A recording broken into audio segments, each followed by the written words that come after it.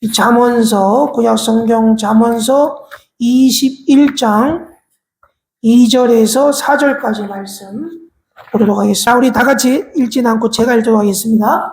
잠언서 21장 2절에서 4절. 사람의 행위가 자기 보기에는 모두 정직하여도 여호와는 마음을 감찰하시느니라. 공의와 정의를 행하는 것은 제사 드리는 것보다 여호와께서 기쁘게 여기시느니라. 눈이 높은 것과 마음이 교만한 것과 악인이 형통한 것은 다 죄니라. 아멘. 이 시간 주일날 교회에 아슬아슬한 배꼽티를 입고 나온 아가씨가 있었어요. 그래서 엉덩이에 겨우 걸친 핫팬티에 꼭 끼는 짧은 티셔츠를 입어서 완전히 크롭티라고 배꼽이 다 보이는 것을 입고 막 왔어요. 그러니까 보기가 민망해가지고 사람들이 막 한 번 봤다가 목사님 봤다가 한 번 봤다가 목사님 봤다가 막 이랬어요. 시선을 어디다 둬야 될지를 모를 정도였습니다. 그래서 예배를 마치고 현관복도에서 그녀를 바라보는 눈빛이 곱지 않았어요. 어떤 사람은 막 이러고 어떤 사람들은 저거 누구 딸이노? 막 이러면서 그랬단 말이에요. 이따가 장로님 한 분이 말을 하는 겁니다. 이 청년 보고 청년 보기가 너무 민망스럽네요. 하나님께 나올 때는 좀 경건한 옷차림으로 나가야 되지 않을까요? 그때 그 청년이 하나님께서는요 얼굴보다는 중심을 보신다면서요. 이 청년이 이렇게 얘기를 하는 거예요. 우리는 교회에 오래 있다 보면 그리고 성경을 또 잘못 읽다 보면 자기가 무조건 옳다는 궤변 그리고 남의 아니는 무조건 잘못됐다는 이 독선을 가진 사람들을 보게 되죠. 근데 이것이 우리 인간 사회에서는 통할 수가 있지만 하나님 앞에서는 그렇게 통할 수가 없습니다. 오늘 읽은 본문 말씀 2절 말씀에 보면 뭐라고 되어 있냐면 사람의 행위는 자기가 보기에는 모두 정직하여도 여호와는 뭘 감찰하신다? 마음을 감찰하신다 이렇게 되어 있어요. 그러니까 사람의 행위는 자기가 보기에는 다 옳은 것처럼 보인다는 거예요. 근데 하나님께서는 그 마음을 보신다는 거예요. 아멘. 자, 이런 예들은 얼마든지 있습니다. 제가 쭉 한번 읽어볼게요. 남이 할 때는 안 되고 내가 생각할 때는 옳은 것. 대표적인 것이 뭐냐면 내로남불이라는 게 있어요. 내가 하면 노맨스고 남이 하면 불륜이다. 이런 마음이 있고 남이 손바닥만한 성경책을 가지고 다니면 경건하지 못하기 때문이고 내가 작은 성경책을 가지고 다니면 나는 활동적인 신앙인이다. 이렇게 생각을 해요. 남이 새벽기도에 못 나오는 것은 게으르기 때문이고 내가 새벽기도에 못 나오는 것은 내가 원체 사회적인 활동이 많기 때문이라고 생각을 합니다. 남이 손뼉 치면서 찬송하는 것은 유치한 신앙이고 내가 손뼉 치며 찬송하는 것은 순수한 마음이라고 생각을 해요. 남이 눈물로 기도하면 유별난 신앙이고 내가 눈물로 기도하면 간절한 마음 때문이다라고 생각을 합니다. 남이 기도를 길게 하면 주책이 없는 까닭이고 내가 기도를 길게 하면 나는 정성을 다해서 기도하기 때문이라고 생각을 해요. 남이 주시옵소서라고 기도하는 것은 기복신앙이고 내가 주시옵소서라고 기도하는 것은 성도의 약속을 믿기 때문이라고 생각을 합니다. 남이 헌금을 적게 하는 것은 인색하기 때문이고 내가 헌금을 적게 하는 것은 하나님은 과부의 엽전 둔입을 칭찬하셨기 때문이라고 생각해요. 자, 누가복음 21장 말씀을 한번 보시면 그 말씀에 이런 말씀이 있어요. 누가복음 21장 2절 말씀에 보면 또 어떠한 가난한 과부가 두 랩돈 넣는 것을 보시고 이르시되 내가 참으로 너에게 말하노니 이 가난한 과부가 다른 모든 사람보다 많이 넣었도다 이렇게 얘기해요. 예수님 하신 말씀이거든요. 그러면서 뭐라고 하냐면 저주는 그 풍족한 중에서 헌금을 넣었거니와 이 가난한 과부는 그 가난한 중에서 자기가 가지고 있는 생활비 전부를 넣었느니라 하십니다. 이 말이죠. 성경 말씀이 완전히 달라요. 그러니까 사람들은 과부의 동전 둔입을 칭찬하신다면서요. 이렇게 얘기를 해요. 그 당시에는 유대인들이 얼마나 야박했냐면 이 성경통이 우리는 나무통이잖아요. 근데 우리는 종이에다 내리기가 좀 낫죠. 그때는 통이 이렇게 큰 통인데 소리가 땡그랑 소리가 났어요. 그래가지고 헌금을 딱 넣으면 아는 거야. 아, 저 사람은 2개 넣었구나. 저 사람은 100개 넣었구나. 어떤 사람은 막 가다가 헌금을 막 이거 땡그라 막 소리 나는 거야. 그러니까 이 소리를 가지고 구분할 정도였어요. 근데 이 과부는 오늘 성경말씀에 뭐라고 되어 있냐면 자신의 생활비 전부를 넣었다. 이렇게 얘기합니다. 자, 남이 전도를 하지 못하는 것은 영혼을 사랑하는 마음이 부족해서이고, 내가 전도를 하지 못하는 것은 나는 내성적인 사람이기 때문이라고 생각합니다. 남이 목사님의 집을 찾아가면 아부근성이고, 내가 목사님의 집을 찾아가는 것은 예의 바른 성도이기 때문이라고 생각해요. 남이 교회를 비판하면 저건 사탄마귀 짓이라고 생각하고, 내가 교회를 비판하는 것은 지성인의 도리라고 생각합니다. 남이 직원회에서 자기 의견을 고집하면 고집불통이고, 내가 고집하는 이유는 신념이 뚜렷하기 때문이라고 생각해요. 남이 타협하면 야합이고, 내가 타협하면 양보이고요. 남이 남편보다 활동적이면 아우 저 여자는 대가 센 여자야 이렇게 생각을 하고, 내가 남편보다 활동적이면 헌신적이라고 생각합니다. 남이 목사님의 마음을 아프게 하면 가시노릇을 하는 것이고, 내가 하면 나는 우리 목사님이 훌륭한 목사님이 되기를 바라는 충정이 있기 때문이라고 생각합니다. 남이 친척의 결혼식 참석을 위해 주의를 지키지 못하면 신앙이 자라지 못했기 때문이고, 내가 주의를 지키지 못하는 것은 가문의 평안을 위해서라고 생각합니다. 남이 예배에 참석하지 못하는 것은 신앙이 없기 때문이고, 내가 예배에 빠지는 것은 하나님은 어디에나 계신다는 성숙한 신앙 때문이라고 생각합니다. 남이 예배 시간에 늦으면 아유 오후만 일찍 출발하지, 내가 늦으면 설교가 중요하지 이렇게 생각한다는 거예요. 남이 교회에서 직분을 받으면 어우 저 사람이 벌써 직분을 받아? 내가 직분을 받으면 이제야 직분을 받았다고 생각한다. 남이 넓은 집으로 이사를 가면 예수님은 머리 들 곳도 없으셨는데, 마태복음 8장 20절 말씀 한번 볼까요? 거기 보면 이런 마음이 있어요. 예수께서 이르시되 여우도 굴이 있고 공중에 새도 거처가 있으되 인자는 머리 둘 곳이 없다 하시더라. 아멘. 이걸 보고 아유 예수님은 머리 둘 곳도 없었는데 이렇게 생각한다는 거예요. 성경 말씀은 잘못 해석하는 거죠. 내가 넓은 지도 이사 가면 출애굽기 34장 24절 내 지경을 넓히니 이렇게 생각한다는 거예요. 출애굽기 34장 24절 말씀에 보면 내가 이방 나라들을 내 앞에서 쫓아내고 내 지경을 넓히니 내가 매년 3번씩 여호와 내 하나님을 뵈려고 올 때에 아무도 내 땅을 탐내지 못하리라. 이런 말씀이 있어요. 아까 하나님이 내 지경을 넓혔다고 생각하는 거예요. 남이 구역이나 어떤 기관에 가입하지 않는 것은 사교성이 부족하기 때문이고, 내가 가입하지 않는 것은 수준이 맞지 않기 때문이라고 생각해요. 남이 교회에 올 때 화장을 하는 것은 사치하기 때문이고, 내가 교회에 올 때 정성 들여서 화장을 하는 것은 최소한의 에티켓이 아니겠어? 라고 생각한다는 거예요. 남이 예배 시간에 다들 꼬고 앉아있으면 아우 저건 시건방진 것이다 라고 생각하고, 내가 다리를 꼬고 앉아있으면 나는 다리가 길어서 어쩔 수가 없기 때문이라고 생각한다는 거예요. 남이 예배 시간에 졸면 시험에 들지 않게 기도하라. 누가복음 22장 46절 말씀에서 있죠. 그 말씀 한번 볼까요? 누가복음 22장 46절에 보면 예수님께서 이르시되 어찌하여 자느냐, 시험에 들지 않게 일어나 기도하라 이렇게 말씀하셨어요. 아멘. 내가 졸면 여호와께서 그 사랑하시는 자에게 잠을 주시는도다 하는 말씀이 떠오른다는 거예요.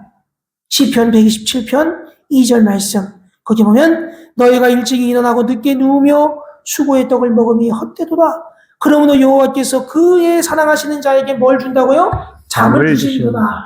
예배 시간에 잠을 자면 그 말씀이 떠오른다는 거예요. 사랑하는 광역교회 성도 여러분, 이렇게 우리 안에는요 이중성이 많아요. 내가 나를 바라볼 때는 곡선처럼 바라봐요. 둥글둥글하게 바라봐요. 그런데 내가 남을 바라볼 때는 직선으로 바라봅니다. 까칠하게 바라본다는 거예요. 이걸 여러분들이 쉬운 말로 얘기하면 이중잣대예요. 그렇기 때문에 우리는 이중잣대를 버져야 돼요. 저 사람을 판단하는 잣대와 내가 나를 생각하는 잣대가 같아야 돼. 어떤 사람은 나한테는 또 그걸 우리가 뭐라고 그래요? 외유내강이라고 그래요.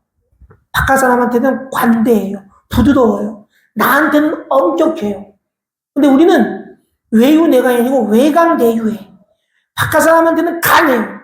나한테는 관대해요. 부드러워요. 그래서 우리가 내가 옳다고 생각하면 그것이 나를 가둬두는 어떤 올가미가 되지 않는가 한번 생각해 봐야 됩니다. 편견이 아닌가, 고집이 아닌가, 선입견이 아닌가라고 한번 생각해 봐야 돼요. 그래서 이걸를 계속 생각해 보고 주님 앞에 기도해야 돼요. 이게 내가 정말 과연 주님의 뜻과 맞는지 늘 생각하고 기도해야 됩니다. 요즘 그 MBTI라는 성격 유형 검사가 있는데 이제 젊은 청년들이 요즘 이성 만나면 맨날 물어봐요. 너는 MBTI가 뭐니? 너는 뭐 극T다, 너는 F다, 뭐 물어봐요. MBTI 성격 유형 검사를 하거든요. 근데 이게 꼭 맞지는 않아요. 근데 이제 이 검사가 8가지 항목을 가지고 16개의 성격으로 분석해 놨습니다. 근데 8개 항목 가운데 P와 J라는 항목이 있어요. 쉽게 설명하면 J는 정리전도를 잘합니다. 깔끔해요. 판단하는 게 J예요. 근데 P는 그러지 못해요. 그래서 이 성격 유형 검사를 쭉 하고 난 다음에 거기 보면 뭐라고 되어 있냐면 거기에 해당되는 성격에 해당되는 직업을 거기다가 적어놔요. 보통 MBTI 성격 유형 검사를 한 다음에 제가 이제 신학대학원 다닐 때 그 검사를 했는데 신학생들도 이제 그 성격구 유형 검사를 하면서 되게 하는 것이 이유가 뭐냐면 과연 내가 성직자의 성격에 합당한 성격인가 그걸 한번 보고 싶은 거예요. 제가 이제 성격을 검사를 해봤는데 놀라운 것은 뭐냐면 참 놀라운 거예요. 성직자의 성격에 해당하는 그 검사 중에 해당하지 않는 항목이 있는데 그게 바로 J라는 항목입니다. 이 J라는 항목은 없어요. 이 얘기는 뭐냐면 남을 판단하는 성격은 성직자에게 맞지 않다는 것을 그 사람들이 말해주고 있는 거예요. 그러니까 내 나름대로의 관점이 무서운가를 보여주고 있습니다. 아무튼 2절 말씀에서는 사람의 행위가 자기 보기에는 모두 정직하여도 여호와는 마음을 감찰하신다. 이 마음은 바로 이것을 경고하고 있어요. 모든 것을 하나님께 맡기고 모든 것을 하나님이 판단하도록 놔두라는 것입니다. 아멘. 이것이 2절 말씀이에요. 자, 3절 말씀 보시면 공의와 정의를 행하는 것은 제사 드리는 것보다 여호와께서 기쁘게 여기시느니라 이렇게 돼 있어요. 이 구절은 우리가 사울의 예를 보면 됩니다. 사무엘상 15장 22절에 보면 사무엘이 사울을 나무래죠. 여기 보면 나옵니다. 자, 15장 22절 한번 말씀 보면 사무엘이 여러분 유명한 말씀이에요. 여호와께서 번제와 다른 제사를 그의 목소리를 청종하는 것을 좋아하신 같이 좋아하게 하시겠나이까. 순종이 제사보다 낫고 듣는 것이 순양의 기름보다 나으니 이는 거역하는 것은 점치는 죄와 같고 완고한 것은 사신 우상에게 절하는 죄와 같습니다. 왕이 여호와의 말씀을 버렸으므로 여호와께서도 왕을 버려 왕이 되지 못하게 하셨나이다 하니. 아멘. 사울이 핑계를 댑니다. 자기도 하나님 말씀에 순종했다는 거예요. 주님이 전쟁터로 나가면 나갔고 주님이 아말렉 왕 아각을 죽이라면 죽였고 아말렉 사람들을 죽이라면 죽였다는 거예요. 다만 거기에 있는 물건들 중에 좋은 것을 하나님께 바치려고 가지고 왔다는 것입니다. 하나님은 다 모든 것을 진멸하라고 했어요. 거기에 있는 물건들 전부 다 가져오지 말라고 했어요. 그런데 사울은 주님께 가장 좋은 것으로 제사를 드리려고 했다는 자기 나름대로의 관점을 얘기하고 있는 것입니다. 사람들에게 통할 수 있죠. 아우 그래 우리 왕 정말 훌륭해.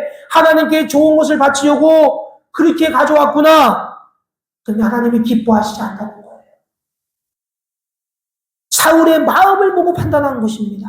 그 동기의 순수성을 본 거예요. 과연 사울의 동기가 순수한 것인가? 이것을 보고 주님이 간절하셨다는 것입니다. 한마디로 사울은 4절 말씀에 나온 것처럼 거만한 눈과 그리고 오만한 마음을 가지고 있었어요. 여기 보면 눈이 높은 것과 마음이 교만한 것과 악인이 형통한 것은 다 죄니라. 아멘. 무슨 말입니까? 사람을 깔보는 거예요. 마음이 교만한 거예요. 제가 아까 얘기했던 그 예화들을 쭉 보세요. 그 예화들을 볼 때 그 사람들이 그 사람을 어떻게 볼 겁니까? 배꼽티를 입고 온 여자를 바라볼 때 거만한 눈으로 보는 거예요. 교만한 눈으로 보는 거예요. 까칠한 마음으로 보는 거예요. 사람들을 바라볼 때 그 눈빛이 그렇다는 것입니다. 그래서 이 얘기는 무슨 말이냐면 동기의 순수성이 없는 거예요. 그 마음속에는 하나님을 의지하기보다는 자신을 드러내는 마음이 더 많았던 것입니다. 이렇게 우리 안에는 많은 모순들이 있어요. 이중적인 생각, 이중잣대의 논리는 우리의 마음을 삐뚤게 만듭니다. 오만하게 만듭니다. 우리의 눈을 선하게 만들지 않고 거만하게 만드는 거예요. 다른 사람들을 거만하게 바라봐요. 까칠하게 바라봐요. 그래서 이 세상에 가장 무서운 총은 권총도 아니고 M16도 아니고 K9도 아니에요. K2도 아니에요. 눈총이에요. 가장 무서운 총이에요. 사람들 눈으로 총을 쏘는 거예요. 이것이 바로 우리의 인생길을 올바로 가지 못하게 하고 가시와 올무에 걸리게 만드는 것입니다. 자, 말씀 마칩니다. 요한 웨슬레는 성결한 사람은 바로 동기가 순수한 사람이라고 말했습니다. 우리가 이제 무슨 말 하면 우리 딸이 그래요. 왜 아빠 엄마는 나한테 그렇게 얘기해? 왜 그런 생각을 해? 이렇게 얘기해요. 그러니까 이제 우리도 그만큼 순수하지 못하는 거지. 근데 아이들은 안 그래요. 그래서 내가 무슨 말을 하거나 무슨 행동을 할 때 좋은 의도를 가지고 하라는 거예요. 물론 그 의도가 순수할 수 있어요. 순수했는데 그것이 다른 사람들에게 상처를 줄 수 있어요. 의도치 않게. 내가 순수한 마음으로 했는데 그 사람이 반응이 그렇게 안 받아들이는 거야. 이거 내가 순수하게 행동했는데 내가 생각하지도 못하는 일들이 벌어졌어요. 그럴 수 있어요. 상처 줄 수 있어요. 하지만 나의 순수한 마음을 하나님께서 아시기 때문에 그 결과는 하나님께 맡기라는 거예요. 아멘. 사랑하는 관용교회 성도 여러분, 우리 안에 있는 흑배인 논리, 편협한 아직 고집을 버려야 합니다. 그리고 남을 포용하는 너그러운 마음을 가져야 돼요. 그 마음은 예수님의 사랑입니다. 우리가 예수님을 닮아가자고 얘기를 해요. 그러면 우리는 내 생각에 있는 아직 고집을 버려야 돼요. 그래서 우리 안에 진정한 분리가 아닌 화합이, 불평이 아닌 화평을, 우리 안에 비판이 아닌 포용을 달라고 기도하시기를 바랍니다. 그래서 내 안에 그리스도의 사랑이 있을 때는 내가 무엇을 하든지 말하든지 간에 그리스도의 사랑으로 할 것입니다. 그러면 그 동기는 순수한 것이고 하나님이 그 심령을 보시고 기뻐하실 줄로 믿습니다. 아멘. 왜 아멘 안 하셔? 한 번 더 할게요. 안 하고 싶은가 보지. 난 순수하고 싶지 않아. 나는 까칠하고 싶어. 까칠보이. B형 남자가 되고 싶어. 막 이래요? 한 번 더 할게요. 자, 내 안에 그리스도의 사랑이 있을 때는 내가 무엇을 하든지 말하든지 간에 그리스도의 사랑으로 할 것입니다. 그러면 그 동기는 순수한 것이고 하나님이 그 심령을 보고 기뻐하실 줄로 믿습니다. 아멘. 아멘. 그래요. 우리 모두 그리스도의 사랑이 가득한 사람, 그리고 동기의 순수성을 가진 성결한 사람이 되시기를 주님의 이름으로 축원합니다. 아멘. 아멘. 기도하겠습니다. 정의와 사랑이 많으신 하나님 아버지, 우리 안에 거짓된 마음이 아닌 그리스도의 사랑으로 모든 일을 하게 하여 주옵소서. 그 사랑으로 말을 하며 그 사랑으로 행하는 사랑하는 관용교회 성도님들 되게 하여 주옵소서. 그래서 내 눈이 거만한 눈이 되지 않게 하여 주시고 오만한 마음을 갖지 않게 하여 주옵소서. 내 안에 오직 그리스도의 사랑만이 넘치게 하여 주옵소서. 아멘. 그래서 우리의 의도와 목적이 주님 보시기에 올바르고 정직하게 하여 주옵소서. 오늘 하루 사랑하는 이번 한 주간 주님께서 함께하여 주셔서 사랑하는 성도님들의 입술과 혀를 지켜주시고 우리의 사랑하는 성도님들의 손과 발을 지켜 주옵소서. 아멘. 그래서 우리가 가는 길이 정의와 신을 쫓는 길이 되게 하여 주옵소서. 아멘. 이 모든 말씀 예수님의 이름으로 기도하옵나이다. 아멘. 또 나오셔서 소감은 말씀하세요. 여기서 네, 쭉. 그래서 제가 오늘 설교를 짧게 했는데요. 그래서 소감을 듣고 그리고 축도하고 예배를 마치도록 하겠습니다. 우리 제가 인사님 소감을 잘 들어보세요. 여기 이쪽에 마이크 있어. 안 돼.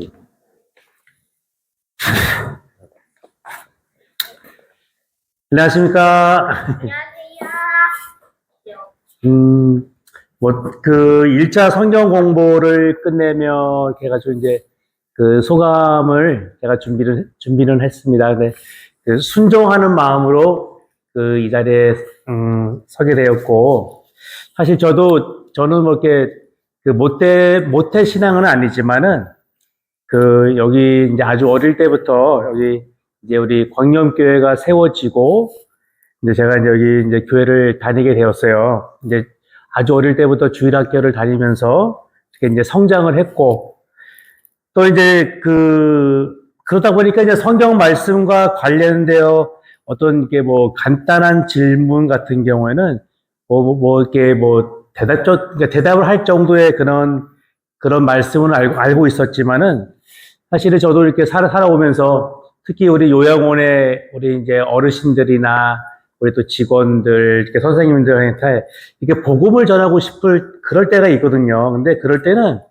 이렇게 마음과는 달리 이렇게 머릿속에 좀 하얘지는 그럴 때가 참 많았어요. 하나님은 누구시며 또 예수님께서는 왜 이 땅에 오셨는지 또 그런 말씀들이 제게 이렇게 어떤 그 체계적으로 이렇게 정리가 안 돼 있다 보니까 이렇게 복음을 전하면서도 막 내가 무슨 말을 하고 있는지 막 우왕좌왕할 때도 있고 또 그러다 보면은 좀 이렇게 한숨도 나오고 제 자신이 좀 아쉬워할 때가 참 많았는데 그래서 이제 우리 이제 백명원 목사님과 또 신명 사모님께서 이제 성경 공부를 이제 한다는 말씀을 이제 하셔서 저는 참 감사하고 또 너무 기뻤어요. 또 그래서 요양원 업무 중에도 또 부족하지만 또 나름대로 예습도 하고 또 기도도 하며 한 주 한 주 성경 공부를 하게 되었습니다. 또 말씀을 읽고 묵상하고 또 오늘 나눈 말씀에 대해 우리 최민숙 집사님, 또 우리 임소리 또 자매, 우리 또 조카 김지수 청년 같이 이렇게 각자의 자신의 생각을 나누고 또 함께 기도하는 시간을 갖는 그런 그 시간을 나눴을 때 참 기쁘고 너무나 또 감사하더라고요. 함께 기도하고 또 그런 시간이 너무 또 소중하게 느껴졌고 또 말씀을 읽고 들으면 사실은 이제 성경 말씀 우리 이제 복음의 만남 1챕터부터 이제 여섯 과정을 이렇게 말씀을 읽다 보면은 사실은 이제 많이 듣던 말씀도 참 많거든요. 그런 말씀도 참 많았는데 사실은 제가 그 말씀 성경 공부를 하면서 깨달은 게 있어요. 이렇게 알고는 있었지만은 그게 그 말씀이 내 삶에서 이렇게 적용이 안 되어지다 보니까 내가 그저 지식적으로만 알고 있는 말씀이 되어지더라고요. 근데 그 성경 공부 시간들 한 주 지나가면서 그 말씀을 묵상했던 알고 있었던 말씀들이 한 절 한 절이 내 삶에서 기도의 제목이 되어지고 또 그 말씀이 또 기도가 되어지고 또 기도가 내 삶에서 실제로 응답이 되어진다는 것을 깨닫고 또 말씀으로 변화되어지는 저를 발견할 수 있었던 아주 소중한 시간이었습니다. 제가 가장 마음에 와닿던 그 말씀 중에 한 가지가 영접하는 자, 곧 그 이름을 믿는 자들에게는 하나님의 자녀가 되는 권세를 주셨으니 요한복음 1장 12절 말씀입니다. 물론 성경 공부가 끝났다고 복음의 만남 성경 공부 교재를 한쪽 구석에 내동댕이 치지는 않겠죠. 다시 또 그 말씀 교재를 이제 꺼내서 복습하고 또 교재 안에 있는 성경 구절을 또 외우고 또 요즘은 또 그렇게 그 말씀 붙잡고 다시 기도하고 또 말씀으로 그러니까 회복되어지려고 노력을 많이 하고 있습니다. 성경 공부는 내가 먼저 변화되어지고 회복하는 시간이었으며 또 내 가족, 또 우리 직장 동료들, 또 요양원의 우리 어르신들, 또 복음을 알지 못하는 이들에게 하나님의 살아계심, 또 예수 그리스도 십자가 사랑과 은혜를 전하는 강한 하나님의 자녀로 만드는 귀한 시간이라 생각합니다. 앞으로도 있을 또 다른 성경 공부 과정을 또 기대해 봅니다. 모든 것이 하나님의 은혜였음을 고백하며 수고하신 백명원 목사님과 신명 사모님께 감사를 드립니다. 또 앞으로 우리 또 이제 여전도 우리 또 회원분들도 이제 성경 공부를 이제 하실 그런 계획이 있다고 얘기를 들었어요. 우리 엄금순 권사님을 통해 우리 엄금순 권사님 또 비롯해서 우리 성화에 이르기까지 우리 광명교회 우리 모든 성도들이 우리 성경 공부 이 과정을 통해서 우리 올 한 해 우리 광명교회 표어처럼 우리가 여호와께 돌아가는 그런 귀한 시간이 되었으면 참 좋겠습니다. 하나님 감사합니다.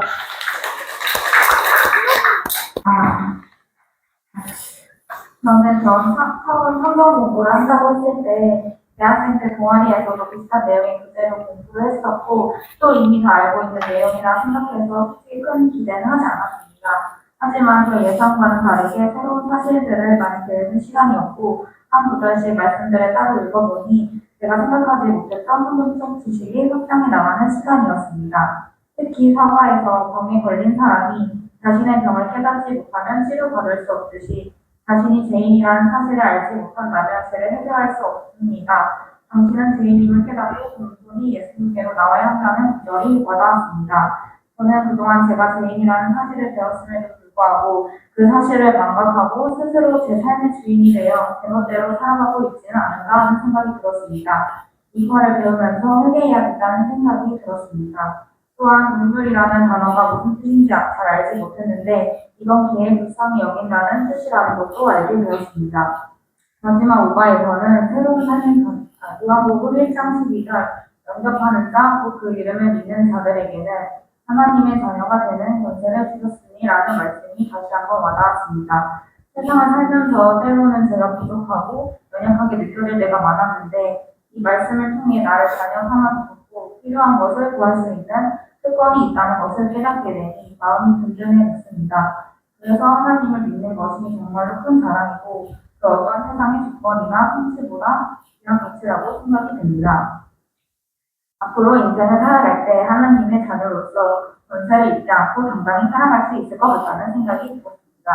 또한 디모데후서 3장 16절에서 17절 말씀 모든 성경은 하나님의 감동으로 된 것으로 교훈과 책망과 바르게 함과 의로 교육하기에 유익하니 이는 하나님의 사랑으로 온전하게 하며 모든 선한 일을 힘 능력으로 갖추게 하려 함이라는 구절을 읽고 성경에 대해 더 자세히 더 꼼꼼하게 읽어보고 싶다는 생각이 들었습니다. 그동안은 성경을 읽을 때 무슨 말인지도 모르게 그냥 읽는 경우가 많았는데 이 구절을 읽고 그 안에 무슨 의미가 있는지 생각하면서 읽고 싶어졌습니다.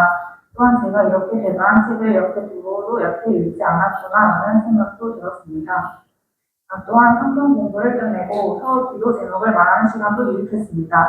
처음에는 여러 사람 앞에서 저희 기도 제목을 말하는 것이 조금 부담스럽게 느껴졌습니다. 하지만 막상 나누다 보니 마음이 점점 가벼워졌습니다. 또 다른 누군가의 이야기를 듣고 누군가를 위해 기도할 수 있다는 사실이 제 안에 따뜻한 울림을 주었습니다. 제가 누군가를 위해 기도할 수 있다는 기쁨과 동시에 저 또한 공동체 안에서 위로받고 있음을 깊이 느낄 수 있었습니다. 앞으로 이런 소중한 자리를 통해 더 많은 나눔과 따뜻함을 드리고 싶었습니다. 이 성경 공부로 인해 제 삶이 하루아침에 달라졌다고 하면 거짓말입니다. 하지만 날마다 성경, 기도, 말씀을 들으면서 잘못된 습관들을 고쳐 나가야겠다는 생각이 들었습니다. 이런 훈련을 통해 점차 하나님의 자녀로 변화되는 저를 기대해 보고 싶습니다. 감사합니다. 아멘.